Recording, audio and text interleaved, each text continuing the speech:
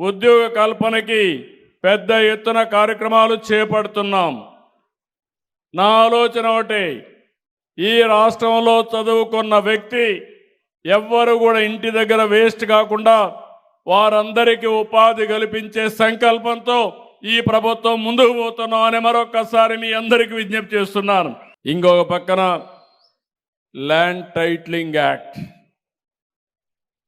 మన తాత ముత్తాతలు ఇచ్చిన భూమి, ఆనాటి పాలకుడు ఫోటో 22A పెట్టి మొత్తం భూములన్నీ అవకతవకలు.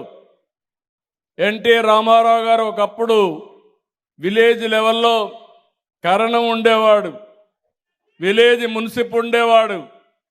వీళ్ళు రికార్డ్స్ అన్ని తారుమారు చేస్తామంటే ఇలాంటివన్నీ తారుమారు చేయకుండా ఉండాలనే సంకల్పంతో గ్రామాధికారుల్ని రద్దు చేసిన నాయకుడు నందమూరి తారక రామారావు గారు.